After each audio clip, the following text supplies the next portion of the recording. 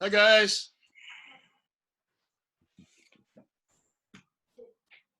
Hi, Rico. No, it's good. Hello. How's everybody doing this morning? Good? Good. Good to see you.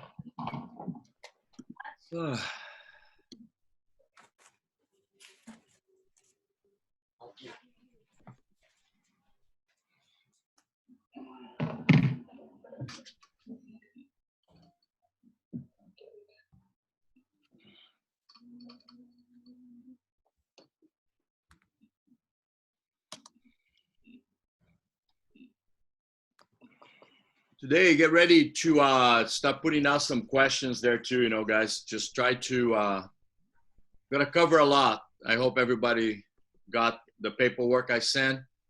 Um, I'm gonna, like I said, every Tuesday and Thursday now, you're gonna start getting more and more stuff. So I don't want to send everything at a one time, but you're probably gonna receive that kind of information now every Tuesday and Thursday. And hopefully, what we'll do is that will lead right off by the end of it, where we can actually have some great Zooms of just like Rick and A talking about just writing a workout, and we're writing a workout together. I think one of the things that I did when I was in Italy with some of my assistant coaches, that we would create kind of like a fake team. And then I would say what the problems are, and then we have to write a workout for that. Because like I said, being a good coach and being let's say a knowledgeable coach has a lot to do with knowledge of knowledge. Remember that. I always call KYK. Knowledge of knowledge is very important. It's not just knowing it, it's knowing that you know it. And to do that, you have to constantly train. You have to make it hard on yourself. So we had a couple more minutes, but let's make sure we got lots of questions out there, because it's going to be a busy one today. Good.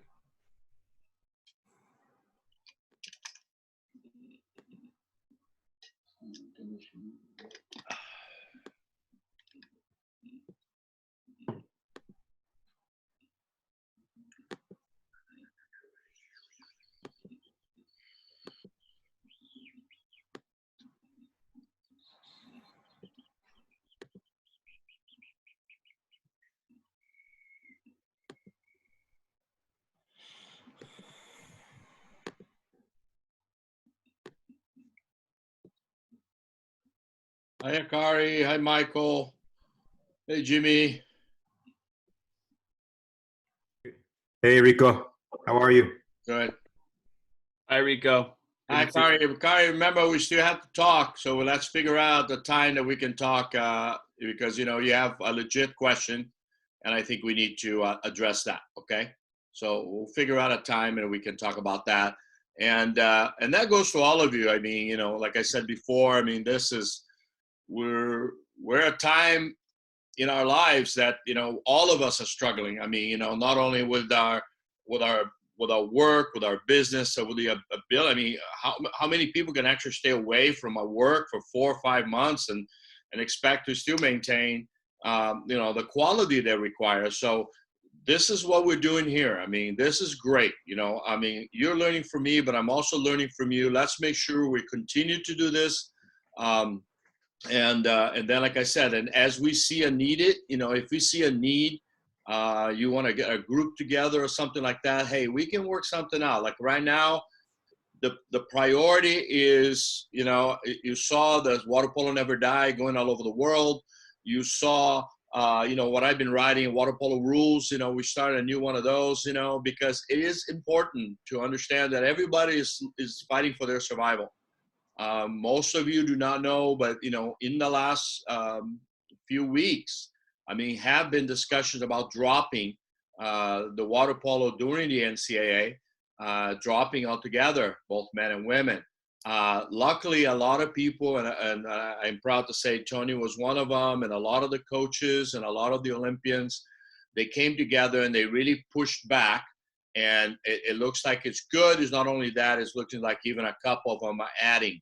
So we want to make sure that if we take this time to stay active, and I'm talking also with my friends in South America. You know, I'm talking Facu. You know, I'm talking to Daniel. I'm talking to Brandão. I'm talking to Brazil because again, it's going to happen. You saw where they moved the World Championships for. It's no longer going to be next year. It's going to be in 2022. That means that FINA Cup will no longer exist. That also means that qualification process might be affected because you're going to have in 2023, you might have all the qualifications going on at the same time. So there's a lot of stuff going on. So we want to make sure that we stay active and we want to make sure that we stay on top of it. And that's one of the things that we definitely need to do. And of course, most of you guys, you know, for you guys that coach high school, coach club, this is also a time, you know, for in a sense to do a refresher course and maybe even get the kids.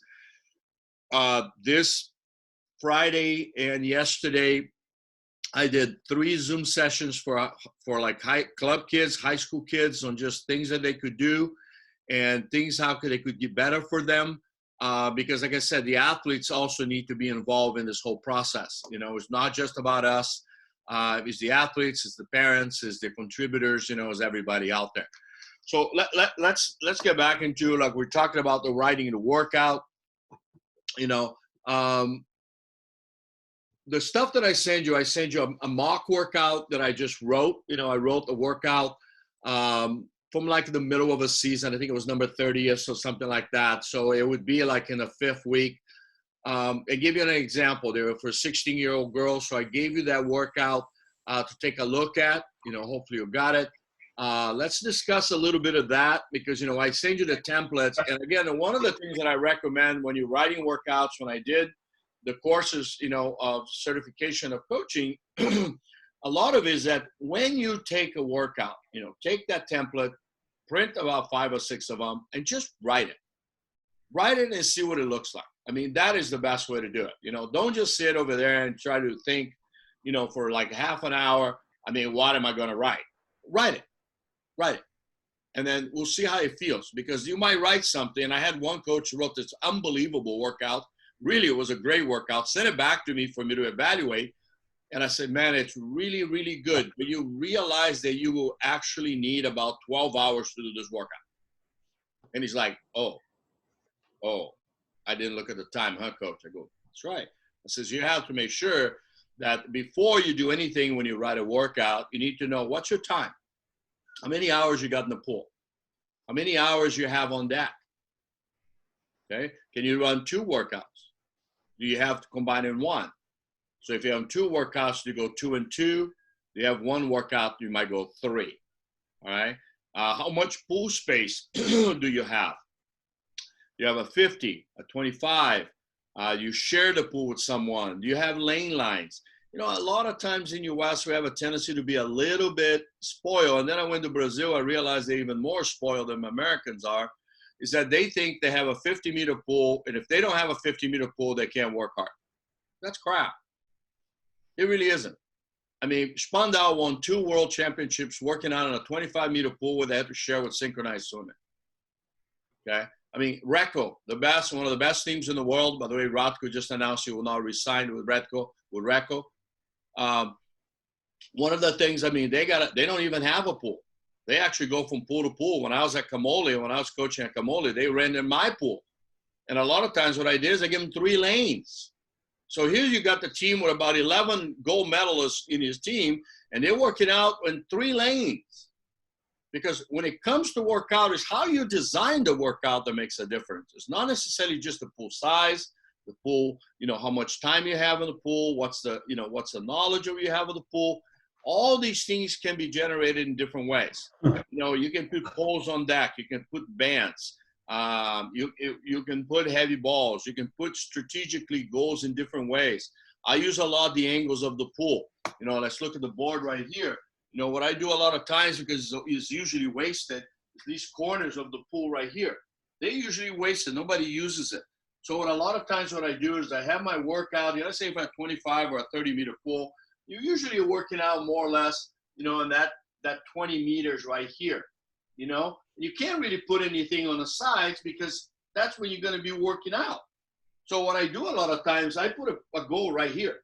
You know, most of the pools I've ever used, even in China, when I had, 30 athletes in a 50-meter pool, I put goals right here, So because it fits right there. If you look at the corner right here, the little goal fits right here with very little space behind, and you can put a goal right here. Now, once you put the goal right there, guys, you can work on your center shots. My goodness, what a perfect place to center shots. You can watch your posture shots. You can put a band on the wall and really start to do a lot of the leg work. So there's so much stuff to do in an area that you would never use. Never use. The other thing that's good about it is you are in the front court. So even though you might be working here, you're still keeping an eye on what's going on there. It's important to understand what you have. Okay, this is actually one of the things that I try to, to really come down to coaches. You can have a lot of kids working out. I know when I got to China, it was one of the hardest things, but also when I got to Cambodia in Italy, it was difficult too, is that people say, well, I can't work with more than 15 guys. I mean, God, I lose concentration or whatever. Well, that's true. I mean, we all would love to. Come on, guys. I mean, we all would love to be able to just work with a cute little number right here. But just like all of us, we need numbers. Just like all of us, what? You go into a high school team and you only have 14 guys, you're probably in trouble. Because you need to have something to show that you have a JV program, a frost-off program, and developing coaches. I mean, all the high school ADs are going to put pressure on you. For you guys that coach college, when I was at Long Beach State, when I got to Long Beach State, we carried 18 athletes on the women's side and 18 athletes on the men's side. So I had a conversation with the AD, and I said, listen, I need to have more athletes, to train with because there's injuries, people have to study or whatever. He says, well, no way we can do that because of the gender equity or whatever. And I says, what if I increase the women to 32? And she goes, oh, you can carry 32? I said, sure. So I carry 32 women, and I'm tell you, all of them play because as long as you keep a good timing and make sure that they're spread around and playing. I made sure I hire, Stan Sprague and Michael Ash. I hired 2 guys that came over and I paid them through the club. And you know what? It was great. It was fun. By doing that, we increased the men, we increased the women. The AD is happy. The sports department is happy. But it takes more planning. That's all it comes down to. But once it's planned, then you don't have to worry about it. It's good. It's okay. You have to do more circuits. Okay. And this is one of the things that's planned in about 2 weeks. I'm showing you a whole circuit of workout where you're basically going to tell an athlete, okay, ready? We're doing circuit 1. And you don't have to say another word to that. It's just a clock on the wall. And he's just going to, and I guarantee you guys, no, if you don't stay on top of them, not with this circuit. There's no way for him not to do it. So these things are available that we can do and we can develop. So it's important that we do that. So let's take a look at that. Let's go to share. And let's take a look at that workout that I sent, number 33. All right, let's go in here. Here it is right here.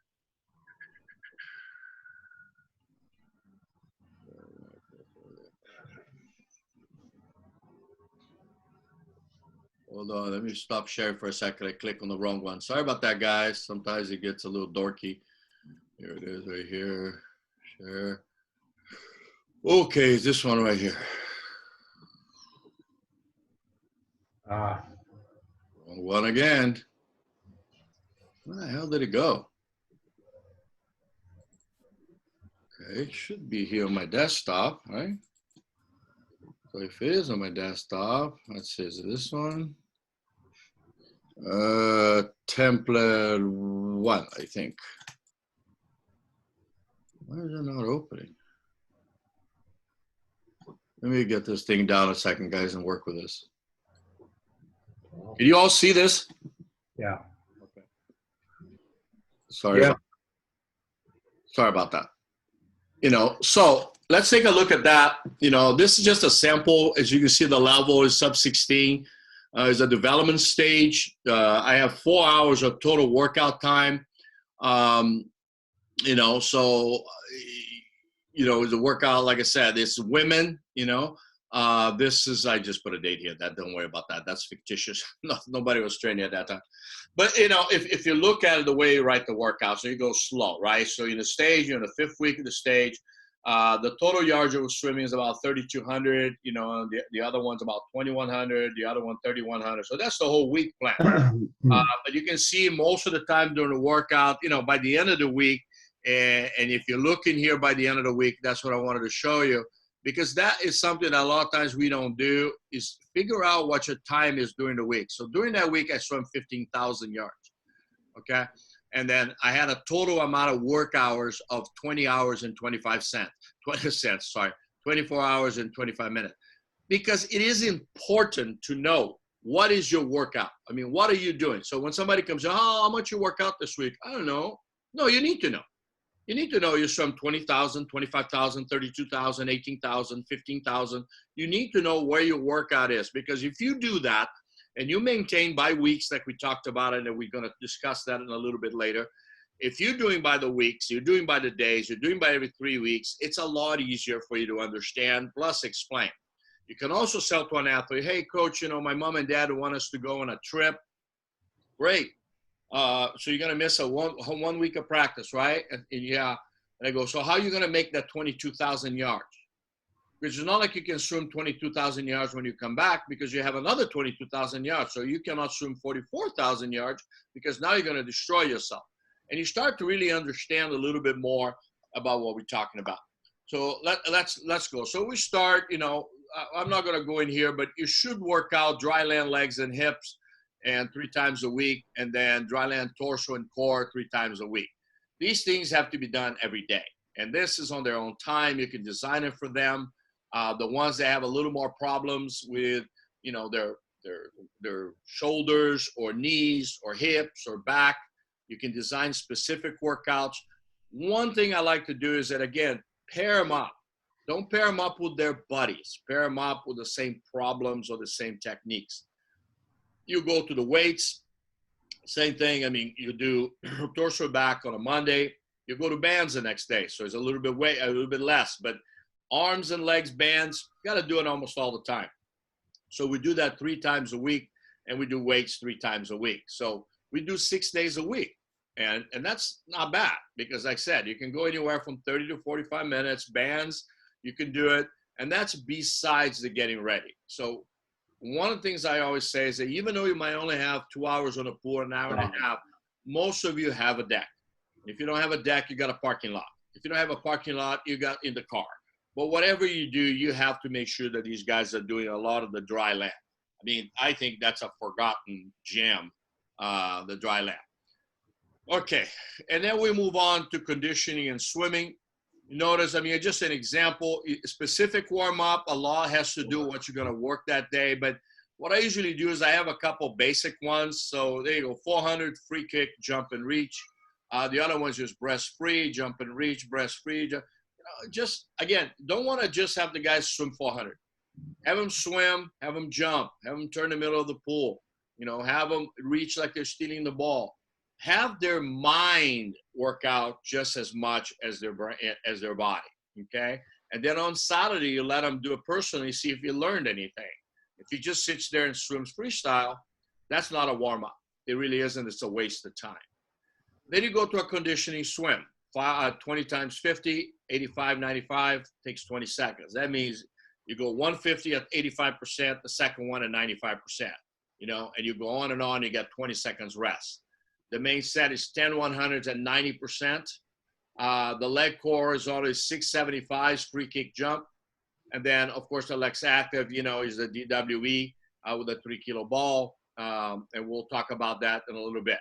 But, you know, all of us have our little ways we can say it, you know, so what it is. So one, you know, it could be, you know, D could be like, you know, with the vertical part, it could be like driving legs. You know, the W is like you really working the 3 kilo ball. You know, the E, it could be with the E band. You know, so a lot of these things we have different ways to say it. And then you can go on and all the different workouts, and you can notice we use on Mondays usually a pretty heavy day. It's always the heaviest, and also Wednesday. It's actually usually a killer day because a lot of times I give Wednesday off. All right. So we'll move on. If you go to passing and handling, you break it into groups. I mean, you have groups of 3, groups of 4, groups of too. Have different kinds of groups, different type of work, and choose the posture. Is the posture is going to be horizontal? Is it going to be vertical? Is it going to be vertical to horizontal to vertical? What are you trying to accomplish? So if you look at the Monday one, I have 4-on-4 passing, and ball handling, and then 6-on-5 passing, sprint passing. And then because Tuesday we're working the long one, we go long passing, 8 meters, 10 meters, 15 meters, give and goes. Use different types of passing. Don't always do the same thing. That is so boring and it doesn't go anywhere. And then use for a specific game situation in each one of them. Like for example, if you look in here in the overhead, overhead pass coming from behind on the drive. It could be donkey kick, means you're passing into set. A snake pass layout tip, you basically work in the center and try to get the ball into them for inside water kind of work. 6-on-5 passing, we're working 6-on-5 this day, and deflection pass for the last 5 seconds of all 6-on-5. Shooting situation, again, you usually try to match the passing with the shooting. So in here, you see a lot of counting stuff. So it's counter shooting, post-up shooting, inside water shooting, long passing. All these things have to do with counter. In here, donkey kick, passing to set has a lot to do with shooting with defense, driving 4 and 5, center shooting. So everything has to have a match. So you cannot have passing for the perimeter and counterattack on your shooting. It doesn't make any sense. So you have to have sense in how you design. And then we move on and then we go into the technique. Technique sometimes is team, sometimes is individual. So it could be like setting up the counter, finishing up the counter out of a bad angle, pushing to the counter, where this one here could be more individual, animal drill for the center, post-up wrestle for the guys at the wing, 6 times around both sides, so you basically do the D-backs, so every workout has a specific reason. So when I look at this workout for me is I'm actually seeing the pool, all right? And then you go to tactics, so this day I'm working on a press. There you go. I'm working for the post on here, and I'm working on a press. This day I'm working on counterattack. There you go. Counterattack. This year I'm working on creating a passing lane so I can attack the Italian M. So it's attacking. This is offense. This is going to be a defense. So I'm working in a trap type of zone. This time I might work in a 2-3 zone. The next time I might go a 3-2 zone, right? This over here is I usually go special plays, okay? And then here, try to be kind of like it would be in a game. Again, you can make this one on Thursdays and the Thursdays on Saturdays. It doesn't matter. It's up to you. We went to mental training. Visualization is always good. Some of it is individual, some of them with a team. For example, when a visualization is recomposure, how do you deal with a bad practice? I had a situation there yesterday. Somebody was doing dry land and called me devastated. And I said, what's going on? I said, I just had a horrible day. I couldn't do anything right. And I says, failure is good. Failure with frustration is bad. So identify your failure. Why did it fail? Well, you're not feeling well. What happened? I mean, did it get distracted? Why? So these are things that you can finish a practice. Instead of having the kid walk home all boboed out and all pissed off, have them deal with it for 5 or 10 minutes on their own, and then do like some kind of a visualization. It's not hocus pocus. It's now the biggest thing in the world. And now with this COVID has even become more so. And then you finish up with your stretching, whatever it is, some swimming, some whatever. I'm not going to tell you that. Most of you guys have background in swimming and you know what I'm talking about. So this is where we are. I mean, guys, this is what we're talking. This is how you write a workout. So when I see that workout there, I'll be honest with you, I almost can kind of remember that workout in my head because it's the continuation that I wrote. I didn't just write a workout. I didn't just throw it out there and then, didn't think about what I was doing. I wrote a workout that basically I knew everything was in its place. Okay. And then once you do that and you do it by the day and you do it by the week, it's going to make you it makes us all better coaches. I mean, I don't know about you guys. I actually feel really good about writing workouts because it keeps me fresh and it keeps me studying. It keeps me, researching. I research every book there is. I mean, I go through workouts of football, basketball, hockey, lacrosse, and see, not because I want to see the exercise they do, I want to see how they follow up their exercise. You know, I want to see what they do it before and after. And then a lot of you guys out there, we all have, you know, we have all had work with ADs. We all have worked with, you know, pool managers. We all have worked with, you know, another program in your pool. You know what? If you plan it and you come in and you just pull it out there and bam, somebody says, well, what, you're going to use our pool, and you come in and you just show them a 12-week program with everyday plan of what the heck he's going to do. Trust me. I don't know any administrator or anybody else that's not going to go like, uh-oh. We're talking to a serious guy here. We're talking to a guy that basically, he's not a frustrating swimming coach. He's not a guy that's doing this just for the heck of it. He's not a guy, you know what? No. I take pride in what I am. A water polo coach. I'm a water polo. I mean, that's what I do. And if any swim coach want to talk to me about water polo, I'll destroy him. But if he wants to talk about swimming, I'm not a swim coach. But I'm sure if I try to do that, I would destroy him too. So this is how you have to think. I mean, you got to take a pride of what you do. And we're water polo coaches. And we need to be stronger. And that's one way we do it. Any questions that I know I try to go fast, but like I said, we can always go back on questions. If you have any questions, you can unmute yourself. Like I said, I have no problem talking. Anybody? Any questions about what I did? Hey, Rico, it's not so much a question, it's more comment. With the club kids and sometimes younger kids, I mean, I 100% agree in planning, but sometimes it takes you off in a different tangent. You got to sit down after a week and you got to replan your week because it didn't go quite according to plan, especially with younger guys that have different skill sets. No, that's fine. That's fine. I can. Yeah, I totally agree with that, John. I mean, but remember what I said. I mean, when you write a workout, it's just a base plan. So you write. Yeah, I can stop the video. There we go. Evaluate. Not everyone. You can guys, watch your microphones, please. What you want to do is you want to write the workout, but you still evaluate on a daily basis. And we're going to get to that with a form I send you. We're going to evaluate on a daily basis. We're going to evaluate in a week because you write. I mean, I remember coaching, like 9-year-olds and 11-year-olds that I had to change the workout within a 9-minute format. You know what I mean? So I understand that that's going to happen. But you still have to have a base to it. And then the other thing you want to do, and I won't do this, but I'll make sure I'll send it to you guys by Thursday. You can also send some stuff to these parents at home. Like you actually can do a little homework of understanding what you're trying to explain. And a lot of times that makes the workout go a little smoother.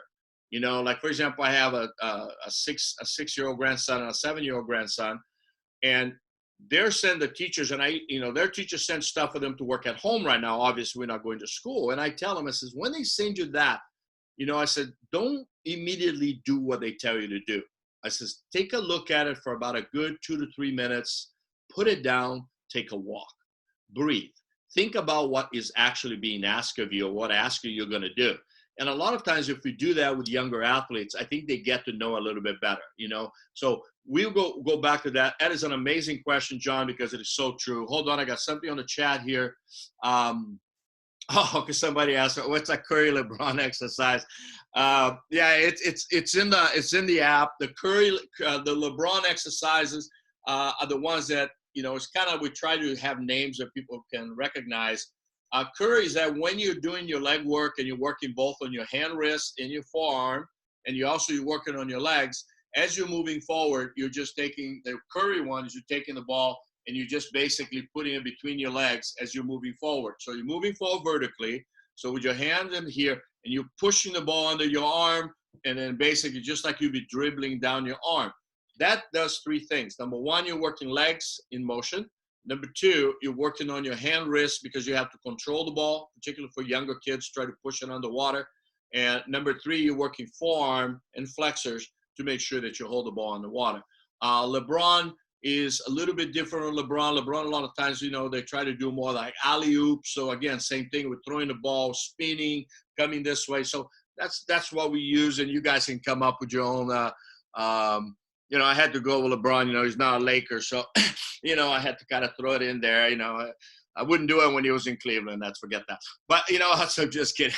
So those are the things we want to do, and I think it'll help a lot. All right, let's go back to share a screen here. Let's go back. Let's look at this. Take this one out of the way. Let's go to. Let's go into the drill one right now. There we go. So, what happened yesterday, actually, Tony says, what are you doing? I said, I need a half an hour. So he says, okay. So I want a half an hour. And I wrote 80 passing drills. I mean, I could write more if I needed to, but I divide the passing drills, and this is just, 80 pretty basic ones. I put some with defense, some without, some game-like, but if you tell me what you actually need, I mean, I can do a passing skill on just about anything you want. So let's go back to 2 players first. And then the reason I put drill numbers is that later on, it's easier for you to write the number to remember. When you write it to explain, of course, you have to write it. But by having a number, I'll just say, 4-player 50, so it's easier to for me to catalog. Like I said, I have these little workout books and workouts. And the other day, I think some people misunderstood me. That says, Coach, can I have one of your 300 books? I go, no, I didn't have 300 books. I've had 300 workouts that I have in my little catalog of little, booklet things. But let's go to 2 players. So most of the workouts are 2 players. If you look at it, and what I do at the end of most of the workouts I do, I have what leg you keen on. EB will be egg beater. SK scissor kick, donkey kick, vertical breast. It's usually pretty self-explanatory. But spider legs, SL. And so you can do it in yourself. You can put it by colors. I've had one person that did it by colors. It was really cool after I gave him these. Actually, I gave him, I think, 200 passing drills. And then he was able to catalyze by color, people that have better access to computer stuff. But let's look what we have here. Like 2 players, mostly is like regular passing, of course, move right to left. Forward and back. Every time you do this, like you move, it's important that when you pass, you don't stand still. Passing is not a time for you to be discussing what you did the night before. Okay, passing has skill. So number 2 and number 3 deal with it just getting your legs across. They're moving backwards. They're moving sideways as you're still maintaining the same delivery point. Right, center, left means that you're actually turning your torso right, center, left before you pass. 3 fake, medium, high, highest. One of my favorites. You start with a pump fake, and let's say at a regular position, a middle position, the highest possible. So again, you're working on your legs, you're working on your core, you're working on your passing. Puppy dog drop. I use that even with the Olympic team, and actually Tony still uses that to see if his body position is correct. What you do is you start with the ball right next to your head. You lift it up as high as you can, drop it. If the ball is dropped correctly, it means your posture is correct. The ball should drop right when you bring your hand down. If the ball drops forward, that means that your body posture is not correct. If the ball falls to the side, it's not correct. Once the ball drops, you come right back up and you make the pass from the highest possible. We can go back to that. Pump lock, same thing. Go up and hold the lock for 3 seconds. Again, Tony, when he does his camps, usually say he starts training with that one, where you pump lock and then try to hold it for 5 seconds in that position. Again, you want to burn. You want your legs to burn. Alternate hands, that really doesn't happen in games. So, but I like to do it only about 6 feet apart and just get the hands going back and forth.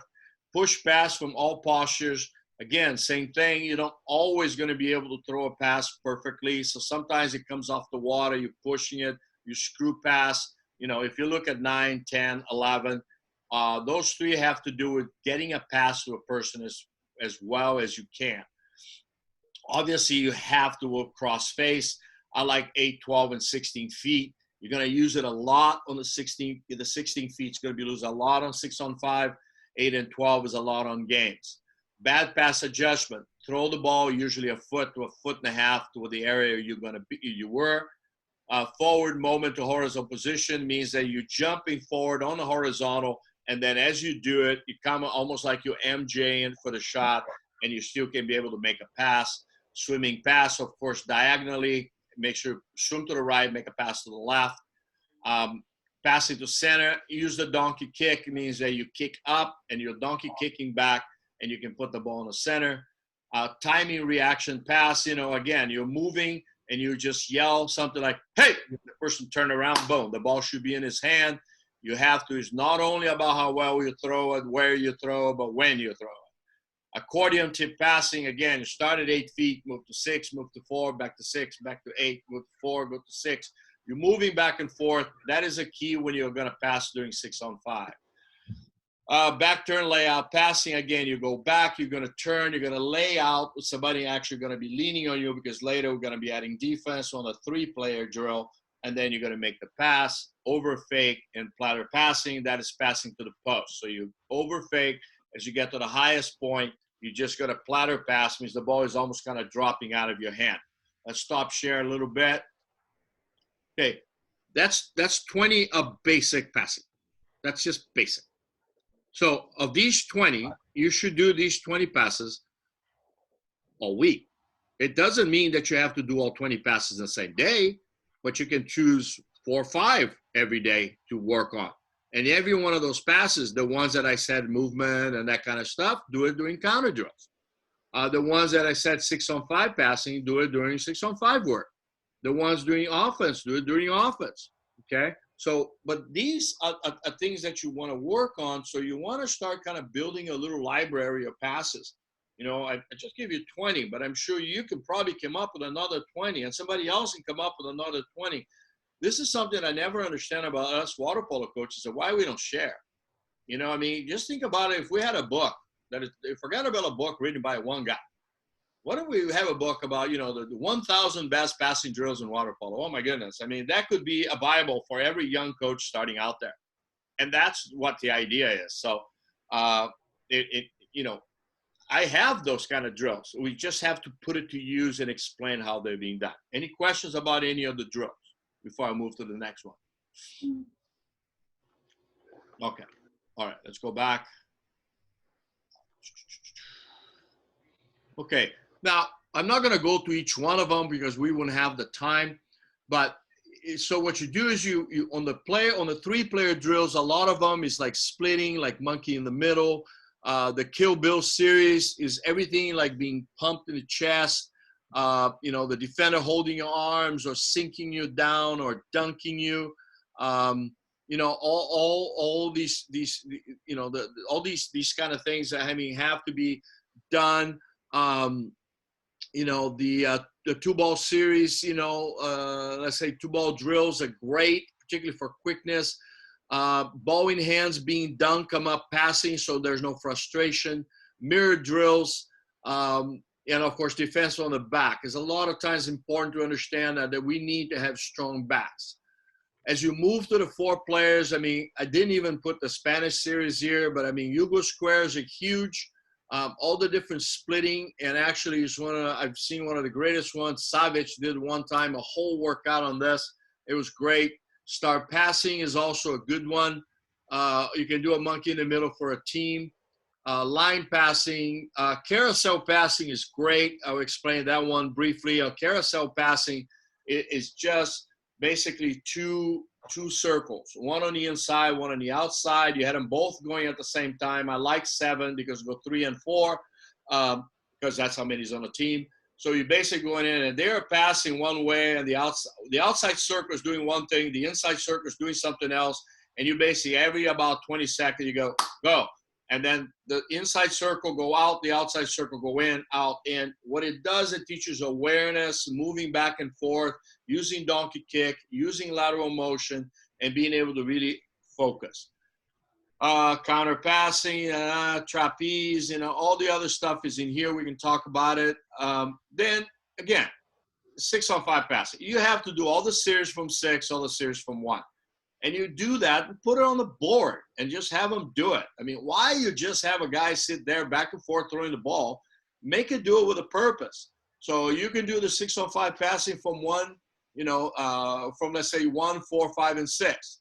And then you can go to post passing where you include now the 2 and the 3 position. I'm talking American, of course. You go the near side triangles. You go the far side triangles. You go Dutch squares. You're doing the 2-3-4 attack in the zone. 1-2-3-4 with passing the ball in diagonal trapezoid. You know, a point passing. 4-2 overhead. You know, with back slam. So you're not shooting yet, but you can catch it and slam the ball down. All these things, you know, can be used. Let's go back over here. Good question about the Yugo square. The Yugo square is going back, and I can explain all of them, you know, just like I said, but if I explain every one of them, you're going to need 8 hours. Okay. So we'll do that. And you guys can always send me the question of what you want me to explain. I can do it. Okay. What the Yugo square is, back on the days in 1952, when Krivo Kapic realized they could not match offense with the Hungarians, what they did is kind of created their Yugoslav way of playing that is really based on 4 people. Okay. And that's that Yugo square, the center with 2-3-4. If you look back at the Yugoslavian way, they don't really use 1 and 5 that much. Not like the Italians with those drives, or the Russians or the Americans backdoor drive. If you look at the original Yugoslavian system, everything was based on that square. Okay, so you basically have. So let's look at the board in here, and I'll show you what I mean. So if you take away these guys, that's the Yugoslavian square. Okay. Okay, so it's a diamond or a square, no matter how you look at it. So what we're saying on the passing is, let's say you can pass, you can go around like usually everybody does, but then you can go here to here to here to here to here, back here, here, here, back here. And you can have combination of thinking. A lot of them, they're like in a game. So let's just say ball comes to the center, kicks to the drive, cross pass to here, back to the point, back to the center, back to the point. Point comes here, lock fake, coming across. So if you look at it, that is an amazing tool. That's an amazing tool. So you can use 4 and 4. I actually, when I coach my 10 and unders, when I actually talk with splash ball, try to coach 10 and unders, that's all I use. I don't do ever a 6 on 6. I only do 4 on 4. And I would suggest to you, I really suggest to you that coach high school and age group, use 4 and 4 as much as possible. You can always add these 2 guys to the wing. Makes no difference. That's really just for balancing it out. And actually, the reason for these 2 guys is the counterattack. The rest of it, you could easily play 4 and 4. Okay? So if you do 4 and 4, there's so much more you can work on, right? You can work on screens, you can work on drive, you can work on pass and split, but everything you do is based on a 4 and 4. So the numbers I use is 1, 2, 3, 4. So when I say, you know, 1 to 3, 3 to 4, 4 to 2, that's what I use. But you can change your numbers. Like I said before, I'm not selfish. Use whatever number you want. Okay. Now the Yugoslavian, you know, square that of course over the years everybody used it, became 4 and 4. But really, they're the ones that are really starting to work this hard. Then you can go back to, let's say, a Spanish, you know. Let's say the Spanish triangle like this, you know. So let's say we Spanish the triangle. The Spanish triangle basically takes 5 meters, 5 meters, 5 meters. You've got the people here, and everything is a release drill. Everything is a release drill. So, you know, and these guys cannot, you know, the defense cannot hold, but they can, you know, put hands up, but they're always moving. They're always moving. Okay. Now we go back. This is one of my favorites. That's what I grew up with. I had a Hungarian coach. You got double 3s, right? And then you put everybody inside the 5. This Hungarian, you cannot go. They actually put a line right here, and everything here is an animal drill. It's great. I love that one. It's so much fun. You know, you get to beat the crap out of the guys. You know, but, you know, so basically what it is like I said, you just move it within the 5-meter line, and you have to get open. You cannot sit there and just grab the guy, but you actually can put pressure there. But, you know, as long as the guy get away from you, you can never touch from shoulder forward. So as long as you touch from here to here, you can't touch him. But you can do anything else. But you have to remember, these kids have to understand that. All right? Star and carousel. Let's get something else in here. So here's a carousel passing would be like this. It's actually a great drill, guys. Trust me, use it, because I basically combine. This is kind of one of my ideas.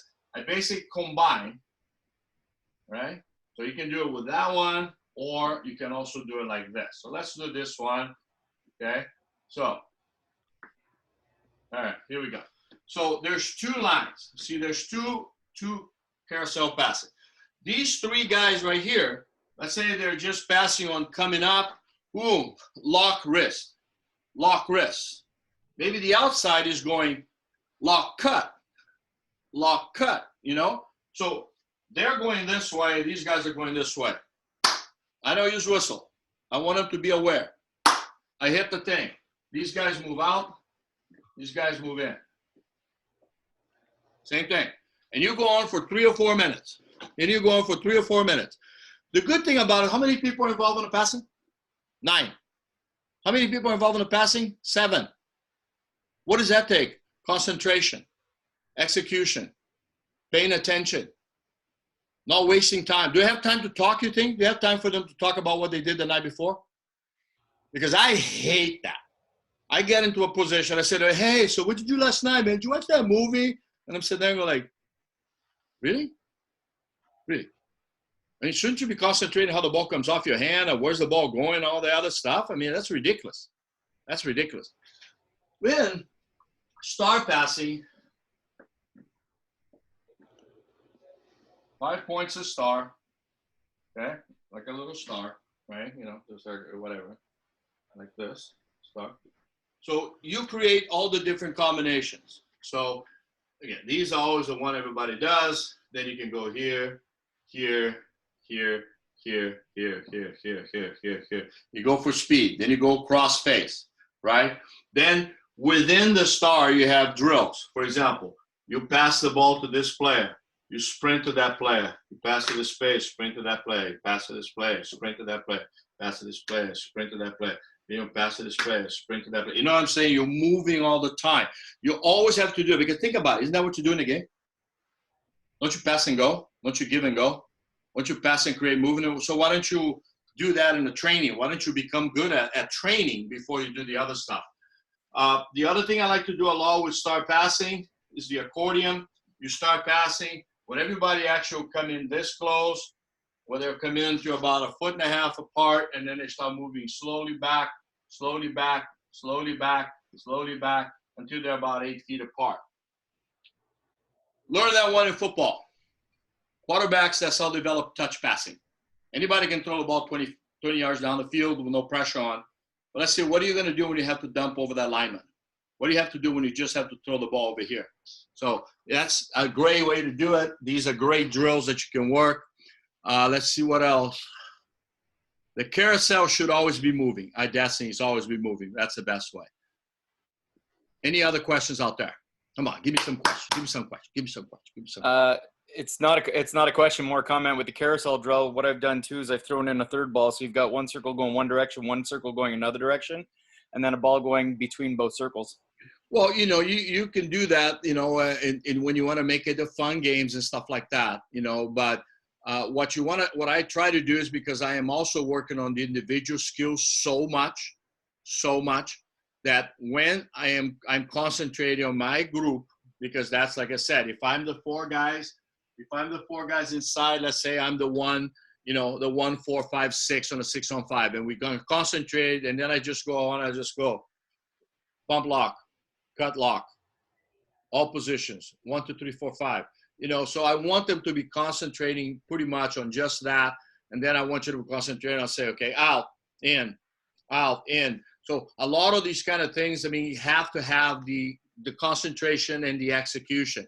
But like anything else, we live, you know, it's sport. It still should have fun. So throwing a second ball, make it skip a guy, or you know, have touch their head when they do something wrong. I mean, there's always all kinds of ways, particularly with the younger kids. How do you find plans for other sports like football?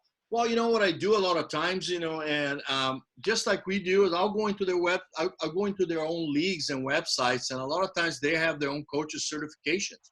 And then with their coaches certifications, they'll say, for example, a lot of the stuff that I use on my centers, I got it from football and linebacker work.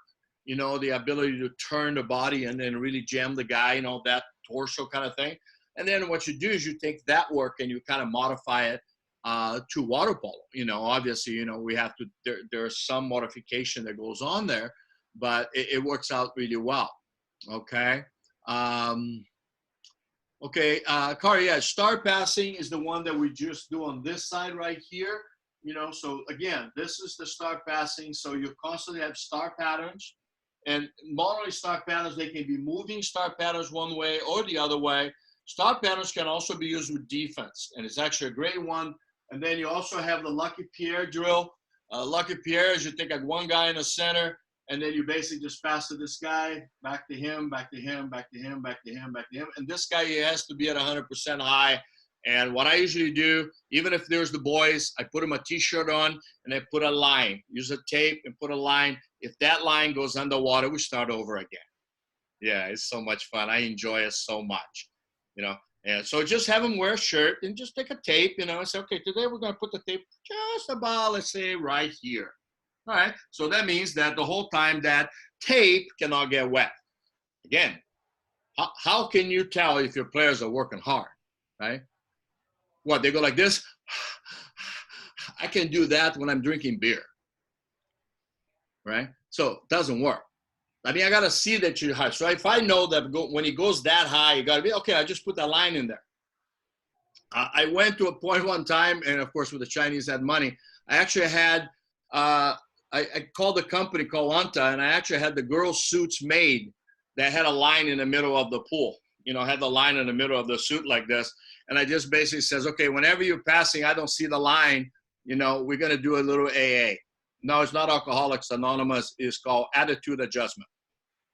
Attitude adjustment drills are great. You know, they're fun. Usually do it once, they'll never do it again. Let's go. I want to take a quick look because we still have a few minutes. Okay, well, my Beth. Okay, let's see what Beth. You know, that's a good question about the goalies, Beth. That's actually a great question. I am not a believer of having goalies do shooters drill, you know, or doing a lot of things that, I mean, to me, I mean, seeing a goalie swim 3,000 yards, just, I cringe. I prefer that goalie is just jumping, doing short sprints, quickness drill, bands, everything that's going to make them quicker. We all know that, guys. I mean, come on. I mean, the days of the, you know, let's say Efret Krum, the greatest goalie, the first goalie to come out of the goal before Efret Krum in 72, all the goalies stayed inside the cage. It was just a fat guy. They just sat there with their hands up. And then basically what you did is that Krum was a great athlete. He comes out of the cage, takes away the angle, and forces people now to think about a shot. It wasn't just about throwing the ball. And we've come a million years since that. It's not just about how big you are or how much space you cover. It's quickness. The ball is being thrown faster. There's more movement towards the ball, more and more zones. I mean, there's more zones now than we've ever had before. Very rarely you saw effective zones before the 80s. So now you look at every team have great zones. So that means the goalie is like looking all over the place and movement. So quickness is a key. So answering your question, I would not have my goalie do swim sets and any other stuff. I would have my goalie do short sprints like 10 meters, 5 meters, 4 meters, coming to steal the ball, jumping, passing, you know, like throwing, because now he's actually going to be able to have to play sometimes in the front in the last 5 or 6 seconds. And then the dry land of the goal is mostly sumo, legs, and then hand skill. You can do, if you have a baseball place, if those batting cages next to your house, a great one, put a cover on the goalie's head, tell him go over there with a mitt and have him shoot the ball at it, and he's basically knocking down the baseballs, you know, like this. I mean, there's all kinds of stuff you can do to get them to be quick. That's what they got to do. They got to be quick. They got to have the hand, you know, they got to be able to explode in everything they do. Okay, let's see. So, yeah, I mean, John, that's a good point, too. I mean, even with the goalies now having to play, they're never going to play more than 5 to 7 seconds on the front court offense. You know, I mean, what you will do is, so in 5, 7 seconds, it's usually going to come out of a timeout, 90% of the time. So where he's going to be placed there. And majority of the plays, I've seen now about 20 different ones where they use them as a double post or single post, or they put them like a 4 meter, kind of like a pyramid scheme. So, but most of the time they're not moving. You know, they're just kind of sitting there using leg work. But, you know, if they are going to swimming, if you have one, like a Craig Wilson back in '84, they had a cannon. you know, you could put him at 8 meter, have him bring the ball and just get up and throw the ball as hard as you could, you know. Let me take a look at one more thing here because it's important, but we're probably going to have to get to that at a later time. No, that's not it. That's not it. I think it's this one here. Yeah. Take a look at this one here. I want you guys to look at it. Do me a favor. Evaluate your team. Evaluate whoever it is. You know, you can put a picture. I put the Azevedo here, but you can put the kids here. Go through it. Put his name, date of birth, height.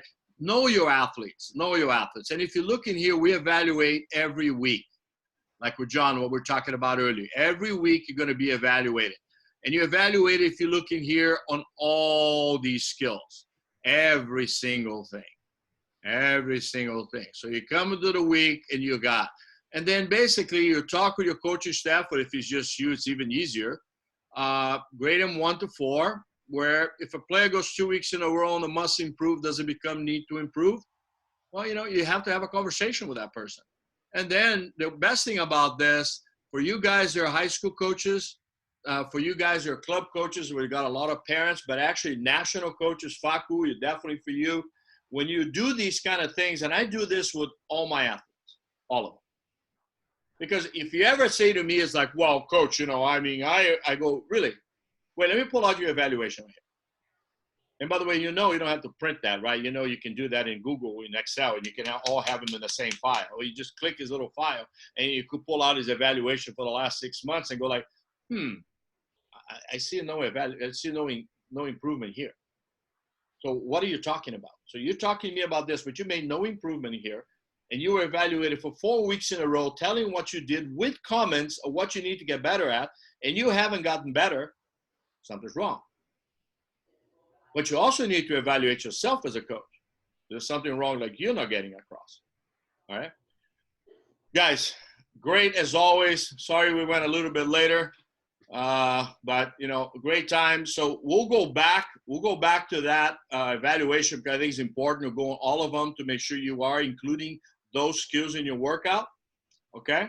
And then we'll do that on Thursday. And then on Thursday, we're going to do some more stuff, and I'm going to see you some more forms. Okay. Let's start building up our own portfolio. And the guys, if something I didn't cover, tell me.